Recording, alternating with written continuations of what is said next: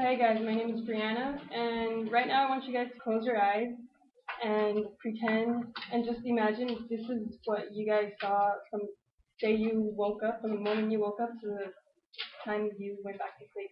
It's pretty crazy, huh? All you can see is blackness. So some of you may wear glasses and contacts like me, and this makes us part of the 246 million people in the world to have impaired vision, while 39 other million people are completely blind. So today I'm going to be talking about blindness. It's not going.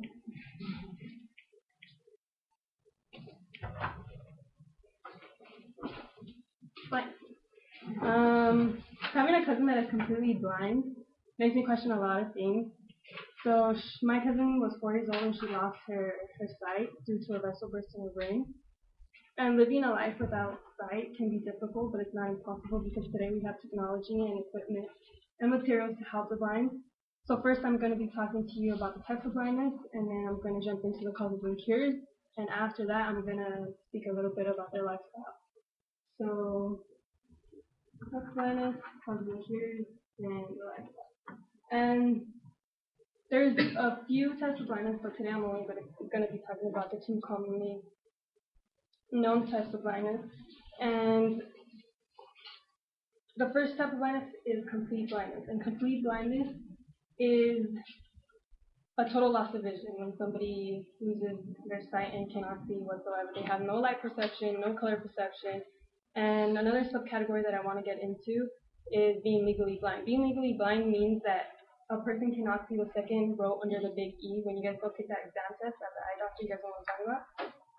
Yeah. Okay, well, they cannot see the big line and the second row under the big E. So according to an article on Livestrong.com by Leah DiPlacido quotes Merck manuals, and he states that legal blindness is defined as having equal to or worse than 20/200 visual acuity. This basically means that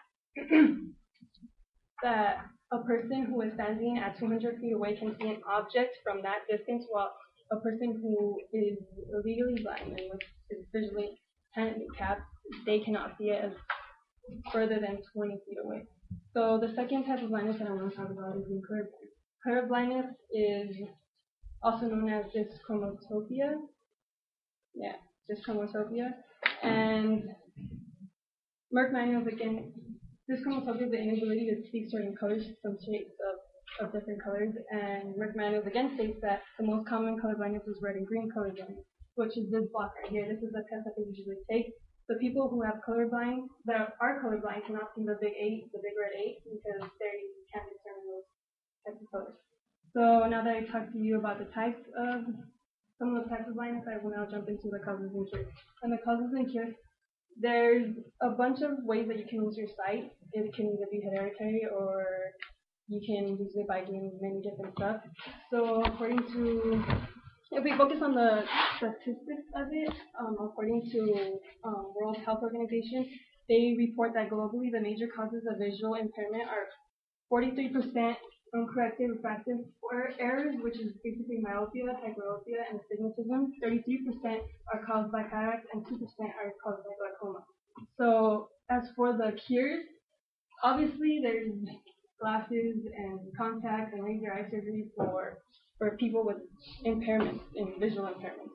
So as for being completely blind, it's a bit difficult because I actually read an article by Dr. Larry Benowitz, and he actually gives us an insight of him experimenting and still undergoing the research and experimenting on rats, but they haven't actually found a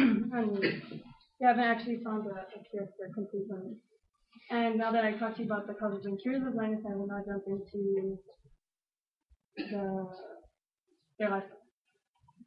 So living a life without sight is pretty difficult. I mean, when somebody is completely blind, their senses become their eyes. So their sense of smell, taste, touch, everything is basically their eyes. So this is a usual indication that somebody is blind. Some use guide dogs, some use a cane, which is over there.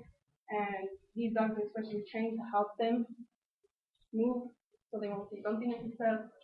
And that. And being blind doesn't actually exclude you from being educated. You actually have to go to school still. So you're probably wondering, well, how do they type their papers? How do they communicate with the teachers? Well, this is a special type of writing system that they use. This is a Braille typewriter, also known as Quick and Brailler, and they use this to communicate with each other and to read. This is how they read. This is their alphabet, so they just touch, and that's how they read and write. So now that I have talked to you guys about the types of blindness there is, causes and cures, and their lifestyle, where am I going?